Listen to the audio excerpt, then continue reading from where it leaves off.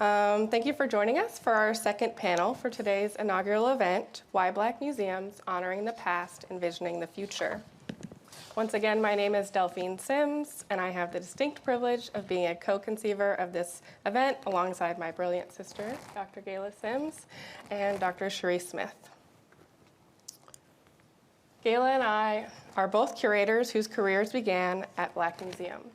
Myself at the California African American Museum in Los Angeles, and Gayla right here in Austin at the George Washington Carver Museum and Cultural Center. After several years working at these institutions, Gayla went on to earn a doctorate in American Studies here at UT Austin with an expertise in museum interpretation of African American history.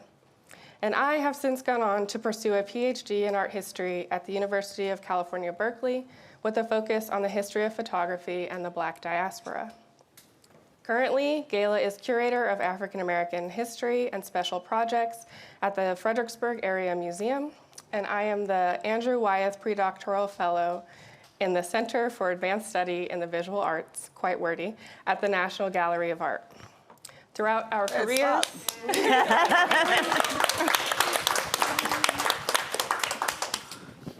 Throughout our careers as academics and museum professionals, we have studied and critiqued a wide swath of museums. We channeled parts of this work into a co-written article entitled, Where We At? Featured in the spring 2021 Believer magazine, our article was the foundation of Why Black Museums.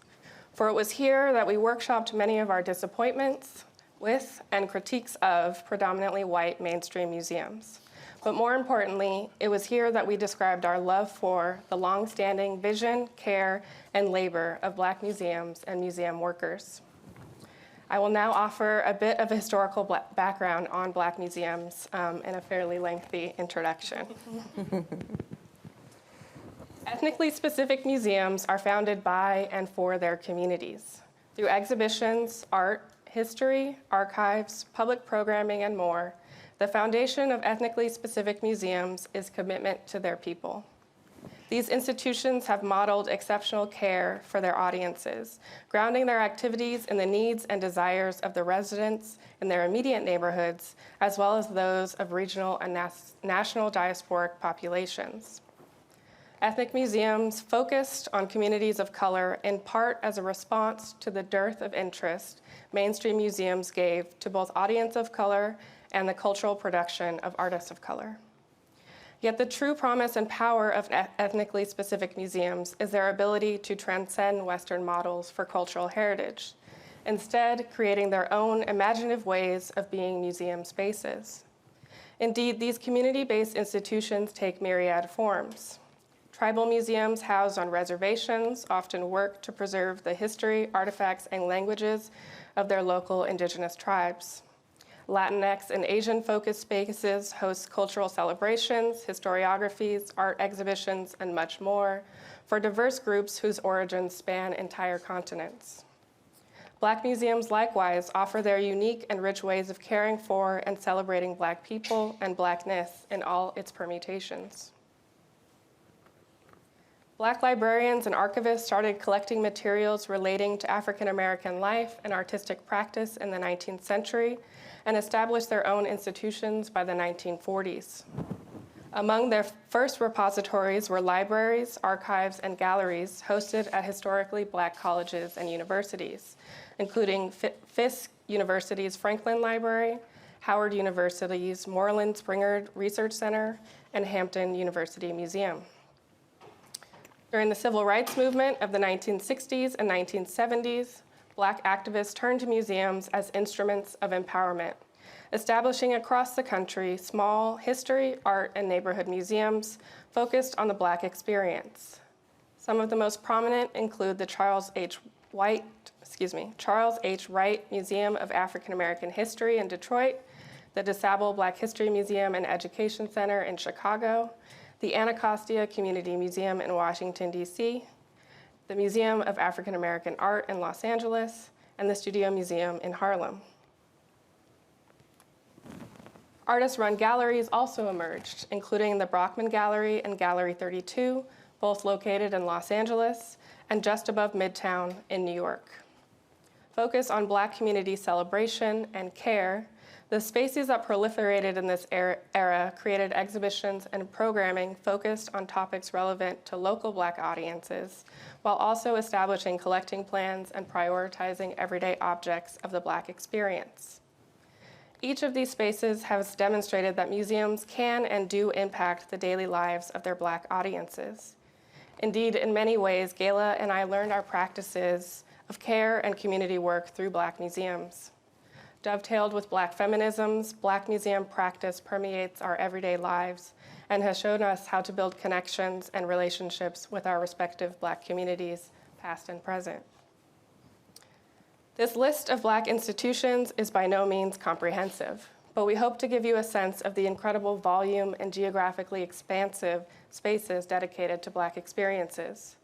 We also delved into this history to acknowledge the generations of work and impressive museal models that have generated such promise and hope for Blackness in the past and future as we Blackness in the present and future as we contextualize the past.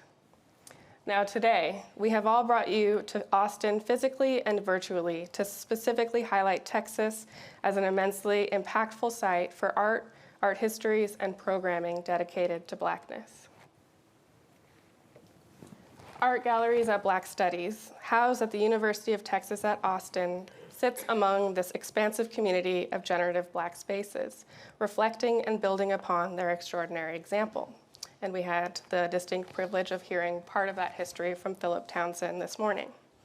In its two gallery spaces, the Christian Green Gallery and the Idea Lab, it has already collected and exhibited art spanning vast time periods and media. History bears an enormous weight for Black museums, no matter their particular mission statements or organizational goals. And AGBS's situation is no exception. It is housed on a campus that was integrated only in 1956 and is located in a city with a famously or infamously dwindling Black population. These circumstances imbue AGBS's mission with a distinct urgency, tasked as it is with narrating histories and stories of Africa and the African diaspora in a predominantly white city and university, while providing a venue for comforting and challenging conversations in equal measure. Yet all Black institutions face related challenges, and it is these issues we hope to address over the course of this series. One art historian and curator who has demonstrated an unprecedented ability to oversee and develop exhibitions, museum collections, relationships with Black artists, and a thoughtful engagement with local and national communities is Dr. Alvia Wardlaw. Dr. Wardlaw was meant to join us for today's panel, but unfortunately, due to personal circumstances, she is not here today. Nevertheless, Dr. Wardlaw's exceptional scholarship and museum work as both the director and curator of the Texas Southern University Museum, and her work as the curator of modern art at the Museum of Fine Arts Houston from 1995 to 2009 are just two parts of her storied career that shaped art history and illustrated how the impact of an HBCU program can teach and change the way mainstream art museums might care for and commit to Black artists and their communities. Now, having gone through all that, it is now my honor to introduce our panelists. Dr. Ariana A. Curtis is dedicated to building inclusive frameworks that disrupt systemic marginalization, misrepresentation, and erasure. She is the first curator of Latinx studies at the Smithsonian National Museum of African American History and Culture, where she leads research and collections that center Latinidad through an African American lens. She is curator of the award-winning Latinx Collections Portal and has held leadership roles in major Smithsonian initiatives, including Our Shared Future, Reckoning with Our Racial Past, as well as the American Women's History Initiative. Curtis has published in academic and popular outlets such as Refinery 29 and The Root, and has appeared in national media, including Latino USA. She has delivered conference presentations and keynote addresses at South by Southwest, Afro-Latina Fest NYC, and the Sundance Film Festival. Curtis holds a doctorate in anthropology with a concentration in race, gender, and social justice.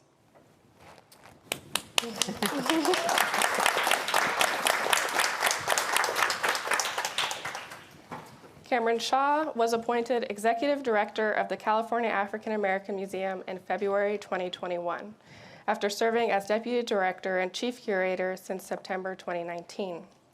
A native of Los Angeles, Shaw previously served as Executive Director and founding editor of New Orleans-based Pelican Balm, a nonprofit contemporary art organization that presented a forum for exhibitions, public programs, and arts journalism. Her writing has appeared in publications including the New York Times, Art in America, the New Orleans Times-Picayune, the Los Angeles Review of Books, and Bomb magazine, as well as numerous books and exhibition catalogs.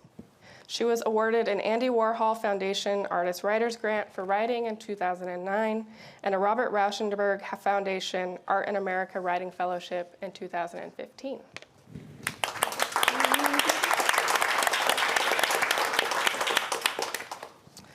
And finally, Dr. Cherie Smith. She is the Joseph D. Jamel Chair in African American Studies in the Department of African and African Diaspora Studies at the University of Texas at Austin, where she is also affiliated with art history. She serves as the Executive Director and founder of the Art Galleries at Black Studies, spearheading Black Studies Art and Archive Initiative, which seeks to expand UT's holdings of art and material collections relating to people of African descent, as well as to increase its available exhibition space.